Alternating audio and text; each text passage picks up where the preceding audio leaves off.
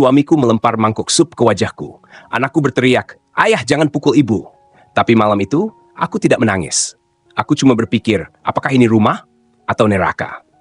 Hidupku hancur pelan-pelan, bukan oleh gempa besar, tapi oleh ribuan hari di mana aku dipukul dengan kata-kata, dibungkam oleh diam, dan dikurung oleh status istri yang harus sabar. Dan ketika semua orang bilang perempuan harus kuat, aku justru ingin menyerah. Sampai aku bertemu seseorang yang juga pernah dipenjara oleh pernikahan. Kami tidak saling jatuh cinta. Kami saling menolong untuk mencintai diri sendiri. Kami mengangkat kuas bukan untuk melukis, tapi untuk mengecat ulang hidup kami sendiri. Dari dua perempuan yang dulu dipukul dan diremehkan, kini kami jadi kontraktor. Kami membangun rumah. Bukan cuma rumah orang lain, tapi rumah untuk semua perempuan yang ingin bebas dan bermartabat. Jika kamu pernah merasa tak berharga, atau bertanya, apa aku bisa bangkit di usia 50-an? Tonton video ini sampai akhir. Karena ini bukan cerita bahagia dari dongeng. Ini kisah nyata. Kisah yang bisa jadi adalah cermin dari hidupmu. Tekan tombol subscribe sekarang dan bagikan video ini. Karena mungkin ada seorang ibu di luar sana yang sedang butuh kekuatanmu hari ini. Namaku Bu Raras. Aku sudah berusia 60 tahun. Banyak orang berkata wajahku kini tenang dan penuh berkah. Tapi siapa sangka, 10 tahun lalu, aku adalah perempuan bisu yang hidup dalam bayang-bayang suaminya, secara harfiah dan batin. Pernikahanku dengan Arif yang berlangsung selama 19 tahun, bukanlah pelabuhan yang aman, melainkan badai yang tiada habisnya. Dan puncaknya adalah malam ketika aku membawa semangkuk sup ayam hangat ke meja makan, hanya untuk melihatnya terlempar ke lantai, bersama pecahan mangkuk keramik yang telah menemaniku lebih dari 1 dekade. Waktu itu anakku, Nabila, masih SMP. Dia berlari keluar dari kamar, melindungiku dengan tubuhnya yang kecil, berteriak, "Ayah, jangan sakiti ibu." Tapi Arif hanya mendengus, matanya memancarkan jijik, seolah aku ini bukan istrinya, bukan ibu dari anaknya, melainkan benda mati yang mengganggu keutuhan rumah tangganya yang suci. Sejak saat itu, aku tahu. Aku harus pergi. Tapi aku tidak punya uang, tidak punya pekerjaan, tidak punya tempat kembali. Saudara-saudaraku menganggap aku durhaka karena ingin bercerai. Aku bertahan karena takut. 6 tahun setelah malam itu, saat usiaku menginjak 54, aku bertemu seseorang di tempat yang tidak terduga. Sebuah proyek bangunan kecil di pinggiran kota, tempat aku bekerja sebagai asisten tukang harian karena sudah tidak tahan hidup menganggur dan tergantung pada belas kasih orang. Namanya Bu Yuni. Dia pendiam, sorot matanya tajam, dan kulit tangannya keras seperti batu. Tapi ada sesuatu dalam dirinya yang membuatku merasa dia juga menyimpan luka. Kami sering makan siang berdua di pojok proyek, berbagi nasi bungkus dan kisah masa lalu yang memedihkan. Dia tidak pernah menangis.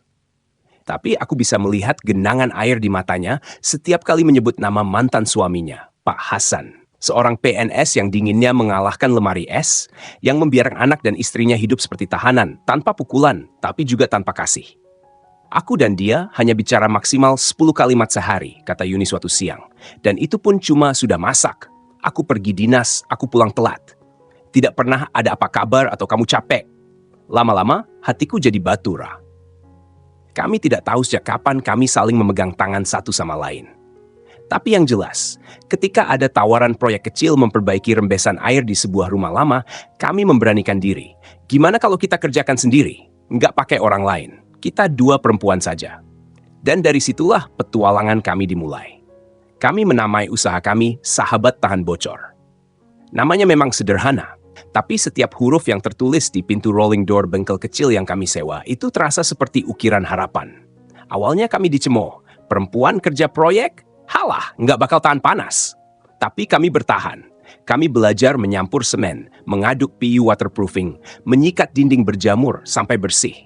Kami tidak hanya membenahi dinding rumah orang lain, tapi juga membangun kembali pondasi harga diri yang dulu pernah runtuh. Malam-malam kami dilalui dengan tangan pegal, punggung nyeri, tapi hati kami hangat. Bahkan saat salah satu distributor bahan bangunan memutuskan tidak mau lagi menjual kepada kami karena ditekan pesaing, kami tidak menyerah. Seorang tukang tua, Pak Cipto, yang melihat perjuangan kami, diam-diam mengajak kami ke pabrik bahan bangunan di luar kota. Kalian jangan cuma kuat otot, tapi harus pintar kepala. Katanya sambil menunjukkan produk terbaru yang ramah lingkungan dan tahan panas. Kami mulai memposisikan diri sebagai kontraktor wanita spesialis perumahan dengan anak kecil dan lansia yang butuh bahan bangunan tidak berbau menyengat. Pelan-pelan, ibu-ibu komplek mulai percaya kepada kami. Perempuan lebih rapi, lebih bersih, dan lebih ngerti perasaan pelanggan, kata salah satu klien tetap kami. Lalu, ketika usaha kami mulai tumbuh, ketika kami sudah bisa menabung sedikit demi sedikit, badai masa lalu kembali datang. Arif, mantan suamiku, mendadak muncul, menuntut uang karena merasa aku kan mantan istrinya dan Nabila juga anaknya. Dia tidak datang dengan kekerasan, dia datang dengan ancaman sosial, membuat keributan di proyek, menyebar fitnah, dan merusak reputasi kami. Tapi kali ini, aku tidak diam. Aku berdiri menghadangnya dengan scraper di tangan, menatap matanya dan berkata, "Sentuh aku sekali lagi, aku akan pastikan kau tidak akan bisa berdiri." Di belakangku, Yuni diam-diam mengambil palu besar dari toolbox, berdiri tegak di sisiku. Kami tidak lagi menjadi perempuan yang dulu, yang ketakutan dan diam. Kami adalah perempuan yang memilih bertahan, bangkit, dan tidak akan membiarkan siapapun mencuri kembali cahaya yang sudah susah payah kami rebut. Dan mungkin, bagian yang paling indah dari semua ini bukanlah uang atau rumah yang kami beli bersama. Tapi adalah ketika Nabila, anak perempuanku, pulang dari kuliah dan memelukku erat sambil berkata, "Ibu sekarang suka ketawa ya, dulu senyumnya kayak takut-takut." Atau ketika anak Yuni, Dita, bilang, "Aku bangga punya ibu kayak mama, nggak malu walau kerja di proyek." Kami bukan hanya membangun rumah untuk orang lain, kami membangun rumah untuk hati kami sendiri. Rumah tanpa bentakan, tanpa diam membunuh, tanpa ketakutan berjalan di atas lantai dapur. Rumah ini dibangun dari puing-puing luka, tapi dipoles oleh harapan, kekuatan, dan tawa perempuan. Dan inilah awal dari kisah kami. Kisah tentang dua perempuan yang menolak untuk tenggelam, memilih untuk berenang melawan arus, dan akhirnya menemukan daratan bernama kebebasan. Malam itu hujan turun deras. Di bengkel kecil kami yang beratap seng bocor, aku dan Yuni duduk memeluk lutut di atas tikar plastik. Di antara suara tik-tik air menetes, terdengar suara perutku yang lapar dan suara nafasku yang berat. Kami baru saja kehilangan proyek besar. Klien membatalkan sepihak karena mereka tidak yakin dua perempuan bisa menyelesaikan pekerjaan secepat tim laki-laki. Padahal kami sudah menyusun perhitungan, menyurvei lokasi, dan menghitung bahan hingga detail. Tapi keraguan terhadap kami bukan soal kemampuan, melainkan soal jenis kelamin. Aku menunduk, menatap jari-jari tangan yang retak dan hitam oleh cat anti-air. Yuni menggenggam tanganku. "Kita masih punya uang untuk bayar sewa bulan ini," bisiknya. "Tapi, bulan depan belum tahu." Aku tidak menjawab. Hujan semakin deras. Dalam hati aku bertanya, apakah semua ini salah? Apakah aku terlalu sombong karena mencoba mengubah takdir yang sudah dituliskan dalam bentuk pernikahan yang gagal? Tiba-tiba, pintu rolling bengkel diketuk. Pelan, 3 kali. Kami saling berpandangan. Siapa malam-malam begini? Aku bangkit dan membuka sedikit pintu. Di luar, berdiri sosok mungil dengan jaket sekolah basah kuyup. "Nabila?" seruku kaget. Anakku menatapku, senyumnya lelah tapi hangat. Ia menyodorkan sebuah amplop tebal ke tanganku. "Ini Bu, tolong terima." Aku membuka amplopnya dengan tangan gemetar. Di dalamnya, uang kertas terlipat rapi dan satu buku tabungan. "Nak, ini uang dari mana?" "Dari aku kerja part-time sejak kelas 10. Aku simpan buat kuliah. Tapi sekarang ibu lebih butuh." Hatiku seperti pecah menjadi ribuan keping. Nabila memelukku erat. "Aku percaya ibu. Aku percaya Bu Yuni. Kalau gagal kita mulai lagi. Tapi aku nggak mau lihat ibu menyerah." Aku menangis. Yuni menangis. Dan malam itu, di tengah bau lembab seng bocor dan tanah becek, semangat kami menyala kembali. Besok paginya kami pergi ke tempat jual mobil bekas. Dengan uang itu, kami membeli sebuah mobil pick-up tua warna biru.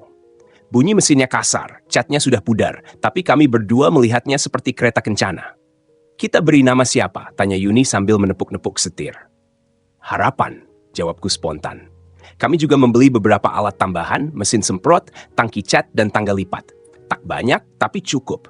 Kami mulai mencetak selebaran dengan harga paling murah, hitam putih, kertas tipis, dan menyelipkannya ke kotak surat warga tiap subuh dan malam. 3 minggu, tak ada satupun telepon masuk. Tapi minggu keempat, satu suara renta menelepon. "Kalian bisa bantu perbaiki tembok kamar mandi saya?" Bocor sudah 2 tahun, tapi tukang-tukang itu bilang proyeknya terlalu kecil. Kami langsung datang. Si nenek tinggal sendirian di lantai 4. Rumahnya sempit dan cat temboknya mengelupas. Kami kerja 2 hari penuh, membersihkan jamur, mengganti lapisan, mengecat ulang. Ketika selesai, si nenek tersenyum, matanya berkaca-kaca. Ia tidak hanya membayar penuh, tapi juga memberi tambahan 50.000 BCU buat beli teh manis katanya. Yang lebih berharga, dia mulai merekomendasikan kami ke tetangganya. Hari demi hari, telepon mulai berdering, permintaan mulai berdatangan. Kecil memang, tapi konsisten. Sampai suatu hari, kami menerima proyek cukup besar, perbaikan atap dan dinding luar sebuah panti jompo. Kami menandatangani kontrak pertama kami, legal, sah, dan membanggakan. Kami menatap satu sama lain sambil tertawa. Kita bikin invoice loh, seruku. Kita sudah bukan sekretarian lagi, sahut Yuni. Kita, pengusaha.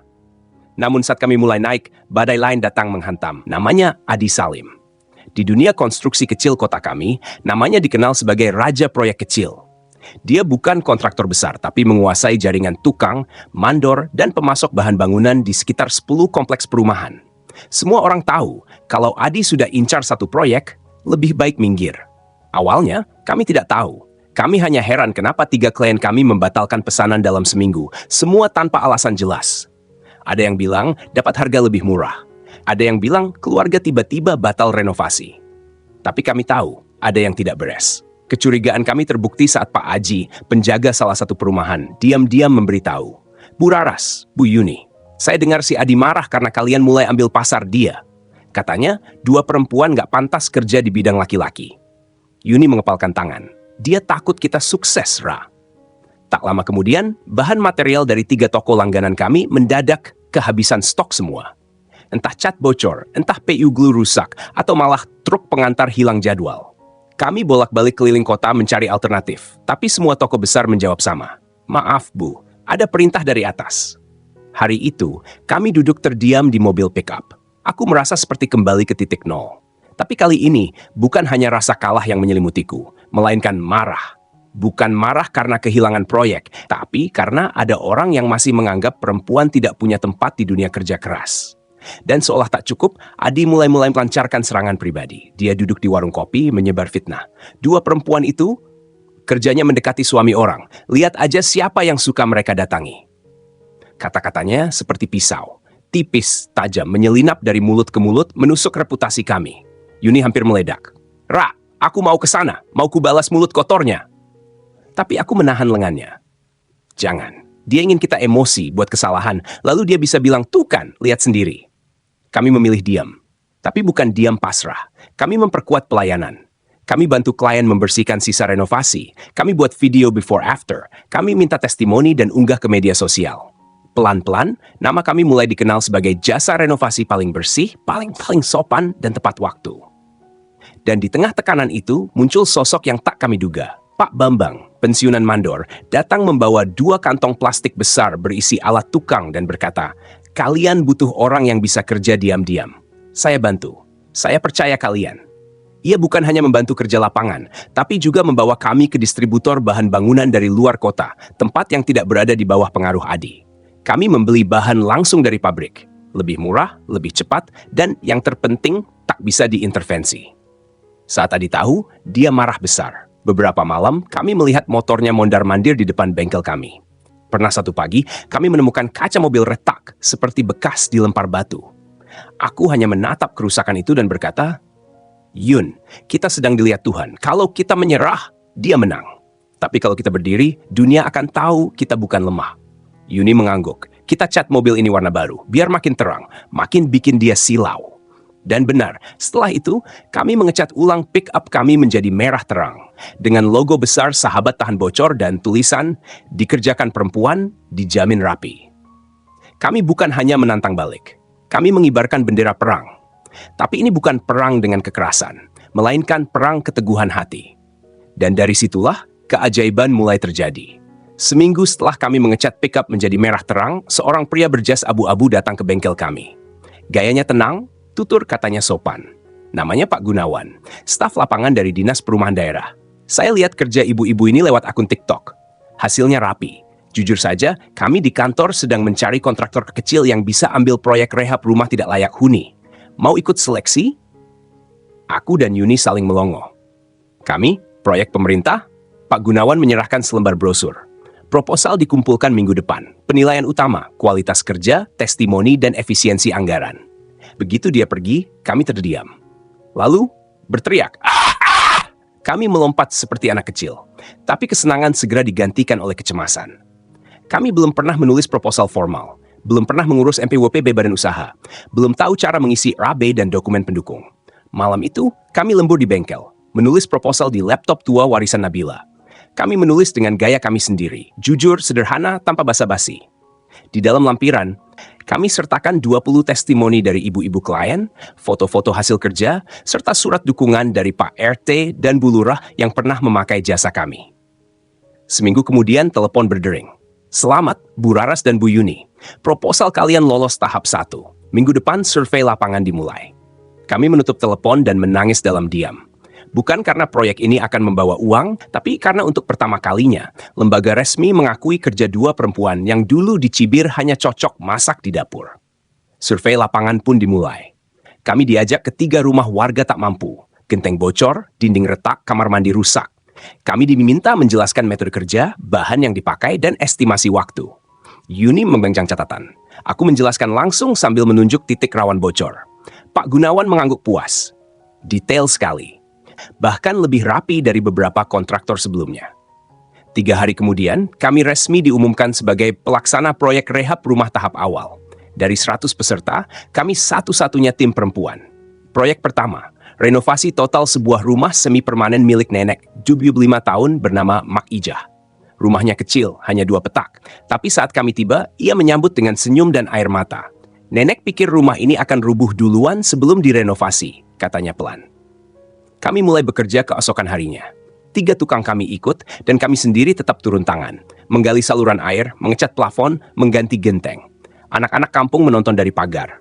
Salah satu berbisik, ibu itu kuat banget kayak superhero. Aku tersenyum sambil mengangkat ember semen. Superhero bisa masak sayur juga, nak. Setelah 2 minggu, rumah Mak Ijah berubah total. Atapnya baru, kamar mandinya bersih, dan yang terpenting, tidak ada lagi air rembesan saat hujan. Ketika kami pamit, Mak Ijah merangkul kami sambil berkata, "Semoga Allah kasih kalian rezeki berlipat. Kalian bukan tukang biasa, kalian tukang yang punya hati." Kata-kata itu kami bawa pulang seperti medali emas Olimpiade. Setelah proyek Mak Ijah, kami ditawari 2 rumah tambahan. Lalu 5. Lalu 10. Bahkan Pak Gunawan bilang, dinas akan anggarkan lebih banyak kalau pengerjaan kalian terus stabil. Dan begitulah. Dari pick-up rongsokan, dari keringat dan air mata, dari proyek bocor kecil di gang sempit, kami melangkah ke proyek pemerintah dengan nama kami mulai tercetak di papan proyek resmi. Tapi seperti langit yang selalu berganti awan, ujian berikutnya mulai mendekat. Bukan dari luar, tapi dari dalam hati kami sendiri. Musim kemarau tahun itu datang lebih awal dari biasanya. Matahari menyengat seperti tidak sabar membakar semua yang tersisa dari hujan terakhir. Tapi di dalam hati kami, hujan baru mulai turun. Bukan dari langit, tapi dari ketidakpastian yang perlahan menyusup. Hari itu kami baru saja menyelesaikan survei untuk rumah ke-7 dalam proyek pemerintah tahap kedua. Keringat bercucuran, sepatu penuh lumpur. Saat kami pulang ke bengkel, seorang pria berpenampilan necis sudah menunggu di depan, berdiri sambil memainkan kunci mobil. "Selamat siang, Bu Yuni. Saya Raka, perwakilan dari PT Gria Mandiri. Kami memantau pekerjaan ibu-ibu sejak proyek Mak Ijah, khususnya Bu Yuni. Gaya kerja ibu sangat profesional. Pimpinan kami tertarik menawarkan kontrak pribadi." Aku yang sedang membuka rolling door berhenti sejenak. Yuni terdiam. "Kontrak pribadi?" "Iya, kami sedang butuh supervisor lapangan untuk proyek apartemen di daerah Serpong. Gajinya 3 kali lipat dari yang ibu dapat sekarang. Mobil dinas, bonus akhir proyek. Tapi ya, tentu saja ibu harus fokus di sana. Lepas dari bengkel ini." Aku tidak bicara apa-apa, tapi dada terasa sesak seperti dinding bocor yang mulai merembes. Yuni menolak secara halus. "Saya harus pikirkan dulu." Pria itu mengangguk sopan. "Silakan, tapi kami ya tunggu 3 hari. Begitu dia pergi, suasana berubah hening. Aku pura-pura sibuk membersihkan meja kerja. Yuni sibuk mencuci tangannya yang sudah bersih sejak tadi. "Kalau kamu mau ambil, aku bisa ngerti kok," kataku pelan, nyaris seperti bisikan. Yuni menoleh. "Kamu pikir aku mau pergi?" Aku diam. Entah kenapa aku tidak sanggup bilang tidak. Yuni mendekat. "Ra, kita bangun ini bareng. Kamu pikir aku akan lepas semuanya begitu saja?" Aku mengangguk, tapi tetap tak bisa menyembunyikan keraguan di mataku. Malam itu, kami makan malam seperti biasa. Tapi kali ini, tidak ada obrolan tentang proyek, tidak ada tawa membahas klien cerewet, tidak ada candaan soal tukang muda yang naksir pelanggan. Hanya sendok dan piring yang bersuara. Keesokan harinya, Yuni tidak datang ke bengkel. Dia bilang ada urusan keluarga. Tapi aku tahu, dia pergi menemui Raka. Aku duduk di ruang depan, menatap dinding tempat kami menggantung foto-foto proyek pertama. Tanganku gemetar. Apakah ini akhirnya? Aku tahu aku tak boleh merasa posesif. Tapi benakku terus berputar. Tanpa Yuni, apakah aku bisa melanjutkan semuanya sendiri? Ataukah kami sebenarnya memang hanya dipersatukan oleh luka dan sekarang mulai retak oleh kesuksesan? Hari kedua, Yuni masih belum muncul. Aku pura-pura sibuk. Tapi dalam hati, rasanya seperti rumah ini kehilangan tiangnya. Hingga malam ketiga, pukul 10 lewat, pintu bengkel diketuk. Aku membukanya dengan jantung berdetak cepat. Yuni berdiri di sana, matanya merah, wajahnya letih. Maaf, aku butuh waktu berpikir. Aku hanya menatapnya. Aku ke kantor mereka, duduk, dengar semua penawaran. Tapi waktu mereka kasih draft kontrak, dan aku lihat tulisan harus eksklusif tidak boleh terikat bisnis pribadi. Hatiku mual. Dia masuk, duduk di lantai, bersandar di dinding. Ra, aku bisa dapat uang lebih banyak, tapi tidak bisa dapat ini. Dia menunjuk ke sekeliling, rak kayu berdebu, cat yang mengelupas, liaf, dan panci bekas makan malam kami. Aku nggak bisa tidur di tempat yang mewah, tapi mimpi buruk. Di sini, walau sempit, capek, kadang berantem, aku tahu aku dihargai. Aku hidup. Air mataku menetes. Maaf kalau aku sempat ragu. Kami saling berpelukan. Tidak ada kata maaf lebih lanjut. Karena kami tahu, dinding yang kokoh pun bisa retak. Tapi jika fondasinya saling percaya, ia bisa diperbaiki. Dan malam itu, saat hujan pertama turun kembali membasahi atap bengkel kami, aku sadar. Rumah bukan soal bangunan. Tapi tentang siapa yang kau pilih untuk tetap tinggal, meski badai datang berkali-kali. 2 minggu setelah peristiwa tawaran itu, kami menerima kunjungan dari seseorang yang tak kami duga.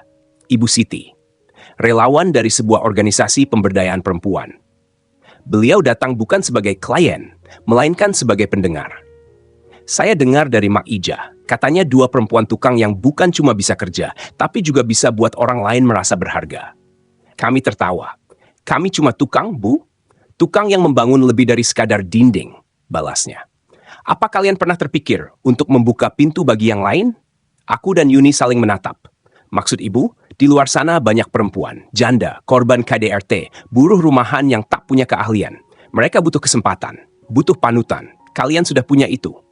Kalimat itu menancap seperti paku di papan kayu baru.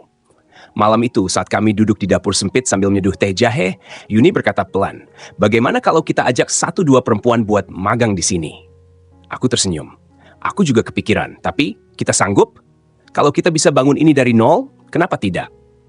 Minggu berikutnya, kami tempelkan selebaran kecil di posyandu, warung, dan masjid. Sahabat tahan bocor membuka pelatihan gratis tukang anti bocor untuk ibu-ibu yang ingin mandiri. Tidak butuh ijazah, hanya semangat. Awalnya hanya 1 yang datang, Mbak Nur, janda 2 anak yang ditinggal suaminya kabur ke kota lain. Lalu datang Mbak Sri, korban KDRT yang selama ini sembunyi di rumah orang tuanya. Lalu Dewi, yang dulunya kerja di pabrik tapi di PHK saat pandemi. Kami latih mereka perlahan, mulai dari menyapu lokasi kerja, mengenali alat, mencampur semen, mengecat. Di sela waktu istirahat, kami bicara hati ke hati. Tak jarang ruang bengkel kami berubah jadi ruang curhat, tempat mereka menangis, tertawa, saling menguatkan. Yuni mengajari teknik, aku mengajari cara bicara ke klien. Tapi pelajaran sejati yang mereka dapat bukan soal waterproofing, melainkan keberanian. Dan saat proyek besar tahap ketiga datang, kami sudah siap, bukan hanya sebagai 2 perempuan, tapi sebagai tim perempuan. Tim yang setiap anggotanya pernah jatuh, tapi kini berdiri kembali, sambil memegang kuas dan bor listrik. Di sebuah rumah yang sedang kami perbaiki, anak kecil yang melihat kami dari pagar bertanya polos, Bu, kok tukangnya semuanya ibu-ibu? Aku menjawab sambil tersenyum, karena perempuan juga bisa bikin rumah kuat. Kami mulai bercita-cita lebih besar. Bagaimana kalau kita buka cabang kecil di kecamatan sebelah? Tanya Yuni suatu sore. Ada banyak rumah tua, banyak perempuan juga yang butuh kerja. Aku tertawa kecil. Kita belum punya cukup uang. Tapi kita punya semangat dan jaringan, balasnya. Dan mungkin kita bisa bentuk koperasi. Kita bikin yayasan kecil. 1 anak tangga dalam 1 waktu. Dan begitulah, benih mimpi kami mulai tumbuh. Kami beri nama gerakan itu, Rumah Kuat Perempuan Hebat. Kami buat pelatihan rutin tiap bulan.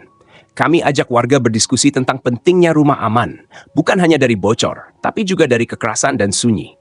Kami gandeng puskesmas, posyandu, dan bahkan tokoh agama yang mendukung perjuangan kami. Suatu hari saat pelatihan kelima berlangsung, Yuni berdiri di depan 20 perempuan dengan suara bergetar. Dulu saya takut bicara, takut salah. Tapi sekarang saya di sini karena ada orang yang percaya pada saya. Dan saya ingin kalian juga merasakan hal itu. Tepuk tangan menggema, air mata menetes. Tapi kali ini bukan karena luka, melainkan karena harapan. Di penghujung hari itu, saat semua peserta pulang, aku menatap langit senja dan berkata dalam hati, Ini lebih besar dari yang pernah aku bayangkan. Kita bukan cuma membangun rumah, kita membangun kembali hidup. Dan untuk pertama kalinya sejak semua ini dimulai, aku berani berkata, aku bangga menjadi tukang. Karena lewat pekerjaan inilah, aku jadi perempuan yang utuh kembali. Suatu pagi bulan Oktober yang teduh, ketika kami sedang menyusun ulang gudang alat dan bahan, suara mesin mobil tua terdengar berhenti di depan bengkel. Aku pikir itu pemasok bahan bangunan baru. Tapi saat aku menengok, jantungku berhenti sejenak. Itu dia, Arif. Dengan rambut yang mulai memutih, tubuh lebih kurus, dan pakaian yang lusuh, dia berdiri kikuk di depan rolling door. Tidak dengan sorot mata angkuh seperti dulu, tapi dengan kepala sedikit tertunduk dan tangan kanan menggenggam topi butut. Yuni yang melihat dari kejauhan langsung berjalan mendekat. Mau apa dia? Bisiknya pelan. Aku nggak tahu, jawabku, mencoba menahan napas yang terasa sesak di dada. Arif mendekat. Matanya bergetar. Raras, boleh bicara sebentar? Aku berdiri tegak. Ngomong di sini saja. Dia mengangguk pelan. Aku minta maaf untuk semuanya. Aku tahu aku pernah jadi suami yang bukan hanya buruk, tapi memalukan. Aku tetap diam. Aku kehilangan segalanya, Ras. Bisnis bangkrut, rumah disita, anak dari pernikahan kedua lari dari rumah. Aku benar-benar sendiri. Dia menarik napas berat. Aku dengar kamu sudah berhasil. Usaha, kamu hebat. Aku nggak minta banyak. Aku cuma butuh kerja, apa saja. Tolong kalau ada yang bisa kulakukan. Aku masih berdiri diam. Tubuhku seperti membeku. Di satu sisi, hatiku ingin menertawakannya. Pria yang dulu mempermalukanku di depan anak, sekarang berdiri seperti pengemis. Tapi di sisi lain, ada getaran kecil dalam hati. Mungkinkah ini kesempatan untuk menyelesaikan lingkaran luka? Yuni mendekat. Ra, kamu nggak harus ngasih dia apa-apa. Aku menatap Yuni. Lalu menatap Arif. Aku kasih kamu satu pekerjaan, satu hari, bantu bersihkan puing proyek di rumah klien. Kalau kamu kerja benar, kita bicara lagi. Tapi satu hal, Arif, di sini kamu bukan siapa-siapa. Kamu bukan mantan suami, kamu bukan bos, kamu cuma pekerja harian. Bisa? Arif mengangguk cepat. Bisa. Terima kasih, Ras. Terima kasih. Hari itu, Arif kerja setengah hari. Diam, patuh, dan tidak banyak bicara. Tapi aku bisa melihat tubuhnya lelah. Tangan yang dulu hanya pegang gelas whisky, kini memegang sekop dan karung. Saat istirahat makan siang, Yuni duduk di sebelahku. Kamu yakin gak nyesel? Aku menatap Arif yang duduk sendiri di pojok sambil mengipasi wajah. Dia pernah menjatuhkanku. Tapi kalau aku biarkan dan dia tenggelam sekarang, apa bedanya aku dengan dia dulu? Yuni tersenyum tipis. Kamu bukan pemaaf yang bodoh. Kamu perempuan yang sudah bebas. Dan orang bebas bisa memilih untuk tidak membalas. Malam harinya, Arif pamit. Terima kasih, Ras. Tapi aku sadar aku nggak cocok di sini. Tapi hari ini cukup buatku ngerti kenapa kamu bahagia sekarang. Aku hanya mengangguk. Kali ini benar-benar tak ada dendam. Dan saat dia berjalan pergi, perlahan tapi pasti, aku merasa beban 19 tahun yang mengikat leherku. Akhirnya lepas. Bukan karena dia berubah, tapi karena aku tak lagi butuh dia berubah untuk merasa berharga. Aku masuk ke dalam bengkel. Yuni sudah menyiapkan 2 gelas teh. Udah ya? Tanyanya. Aku tersenyum. Udah, tuntas. Benar-benar tuntas. Dan malam itu aku tidur dengan dada yang paling ringan sejak bertahun-tahun. Hari itu langit mendung. Kami baru saja selesai menurunkan cat waterproof dari pick-up ketika kurir datang membawa sebuah amplop resmi bersegil. Di atasnya tertulis, Surat Mediasi Keluarga, Dinas Sosial dan Perlindungan Anak. Yuni membuka surat itu. Tangannya langsung gemetar. Ra, ini, Hasan mau ambil Dita. Dia minta hak asuh penuh. Aku terdiam. Apa? Setelah bertahun-tahun dia cuek, sekarang dia muncul minta hak asuh? Yuni mengangguk. Matanya kosong. Alasannya, dia bilang aku membawa Dita ke lingkungan kerja yang tidak layak untuk anak perempuan.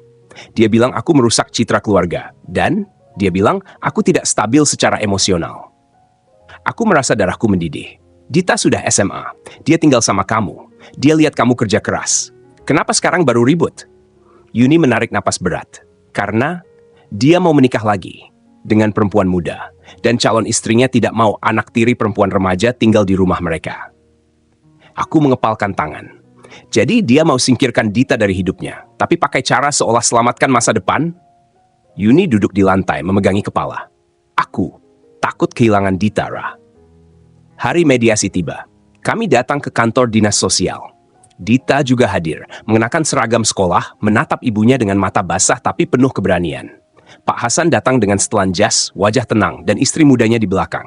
Ia berbicara panjang lebar, bahwa Yuni tidak punya rumah layak, bahwa pekerjaan Yuni terlalu keras dan kasar, bahwa dia ingin Dita tinggal di rumah yang penuh kehangatan dan sopan santun. Ketika petugas bertanya, apakah Ibu Yuni punya tanggapan? Yuni berdiri. Saya memang tukang. Saya memang perempuan yang setiap hari mengaduk semen dan naik turun tangga. Tapi setiap malam, saya pulang dengan tangan bersih dan hati tenang.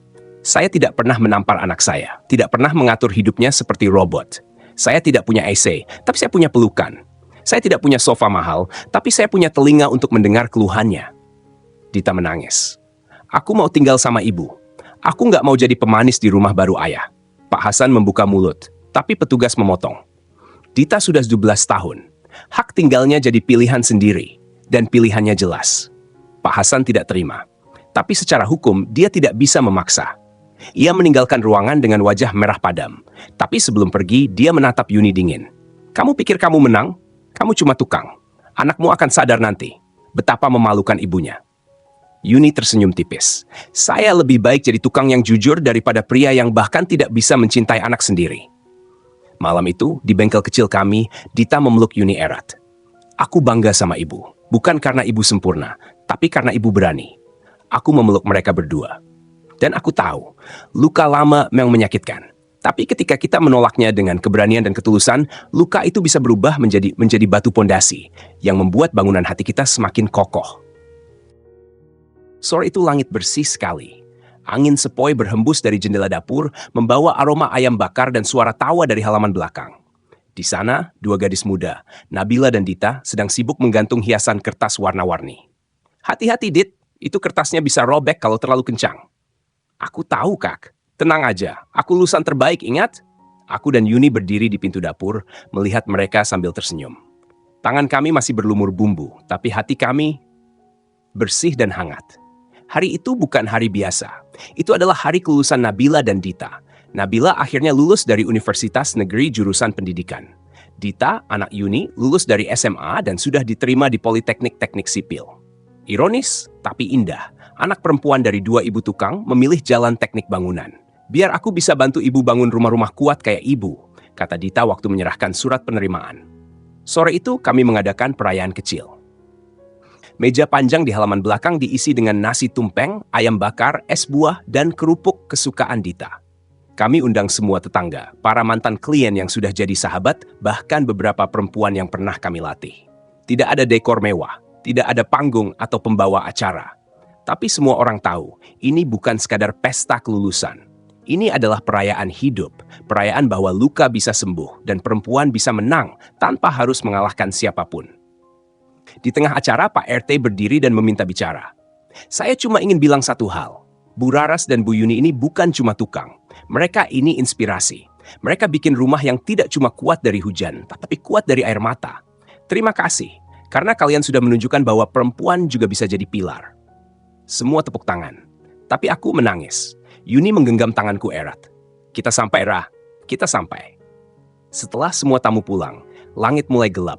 Tapi halaman kami masih terang oleh lampu gantung sederhana. Nabila datang menghampiri sambil membawa 2 amplop. Aku dan Dita kumpulin uang dari kerja part-time dan beasiswa. Kami mau kasih ini buat ibu-ibu. Aku membuka amplop itu. Di dalamnya, brosur tempat kursus pelatihan bisnis kecil dan proposal renovasi bengkel agar lebih layak sebagai tempat pelatihan perempuan. Ibu-ibu sudah bantu banyak perempuan. Sekarang giliran kami bantu ibu melebarkan langkah. Kami saling berpelukan. Tak ada kata-kata yang cukup untuk menggambarkan rasa haru dan bangga yang memenuhi dada malam itu. Dan di tengah malam yang hening, ketika semua sudah tidur, aku berdiri di balkon rumah kami. Rumah yang dulunya beratap bocor, berdinding tipis, kini kokoh berdiri. Tapi lebih dari itu, Rumah ini punya nyawa. Karena setiap bata dan gentengnya adalah saksi bagaimana dua perempuan yang dulu diremehkan kini menjadi pondasi bagi banyak perempuan lain. Malam itu aku menulis satu kalimat di buku catatan kecilku. Kita tak lahir sebagai pahlawan. Tapi ketika kita menolak menyerah dan tetap mencintai hidup, kita jadi cahaya untuk orang lain. Pagi itu, matahari menyelinap hangat lewat jendela dapur. Suara sendok mengaduk teh, aroma nasi uduk, dan tawa kecil di ruang tengah membuat rumah kecil kami terasa seperti surga di bumi. Yuni duduk di sebelahku. Rambutnya sudah memutih di beberapa sisi, tapi matanya tetap tajam dan jenaka. Kita sudah tua, Ra, katanya sambil menyeruput teh. Aku tertawa, tapi rumah kita makin kuat. Kami terdiam sejenak, mendengarkan suara anak-anak di luar bermain, suara motor lalu lalang, dan cicit burung dari ventilasi. Hidup terasa tenang. Yuni menatap langit-langit lalu berkata pelan, "Dulu aku pikir rumah itu harus ada laki-lakinya. Harus ada tangan pria yang bawa pulang uang, yang pasang genteng, yang pegang kendali. Tapi ternyata rumah itu bisa dibangun oleh tangan perempuan, bahkan tangan yang pernah gemetar karena ditampar." Aku mengangguk. Rumah kita ini mungkin kecil, tapi setiap sudutnya kita isi dengan keberanian. Kami mengenang kembali malam-malam penuh keringat, hari-hari penuh luka, dan detik-detik ketika kami ingin menyerah. Tapi tak jadi. Karena ada yang lebih besar dari rasa lelah, harapan. Kadang aku masih bertanya, kataku, kenapa Tuhan izinkan kita jatuh begitu dalam? Yuni tersenyum, supaya kita tahu caranya naik. Bukan untuk balas dendam, tapi untuk menyalakan lentera bagi orang lain. Aku menatapnya lekat. Kita tidak punya anak laki-laki yang akan menafkahi kita di masa tua. Tapi kita punya anak-anak perempuan yang belajar dari keberanian kita. Yuni menambahkan. Dan lebih dari itu, kita sudah lahirkan banyak anak Aide. Perempuan-perempuan yang sekarang mandiri karena percaya bahwa tukang juga bisa mulia. Hari itu, kami mencatat jumlah perempuan yang sudah ikut pelatihan. 36 orang. Dari mereka, 14 sudah buka jasa sendiri. 3 diantaranya bahkan sudah rekrut asisten. Dan sisanya, mereka bilang mereka mungkin belum hebat, tapi mereka tidak takut hidup lagi. Di dinding bengkel kami pasang papan kayu besar dengan tulisan, kita tidak hanya menambal dinding yang bocor, tapi juga hati yang pernah retak. Dan di bawahnya, nama-nama semua perempuan yang pernah magang, belajar, dan bangkit bersama kami. Saat matahari mulai condong ke barat, aku menutup buku catatan harian dan menulis kalimat terakhir. Rumah terkuat bukan dibangun dari beton, tapi dari keberanian dua perempuan untuk berkata, aku layak bahagia. Sahabat Cahaya Usia Tua, setelah menonton kisah ini menurutmu, apa arti sebenarnya dari rumah? Pernahkah kamu bertemu perempuan seperti Bu Raras dan Bu Yuni di sekitarmu? Dan, jika kamu bisa membangun hidup dari awal, kamu ingin mulai dari mana? Silakan tulis pendapatmu di kolom komentar. Setiap kisahmu, setiap kalimatmu mungkin bisa menjadi cahaya untuk orang lain yang sedang berada dalam gelap. Jangan lupa tekan tombol subscribe dan bagikan kisah ini untuk menyemangati lebih banyak perempuan kuat di luar sana. Terima kasih sudah menonton. Sampai jumpa di kisah berikutnya di Cahaya Usia Tua.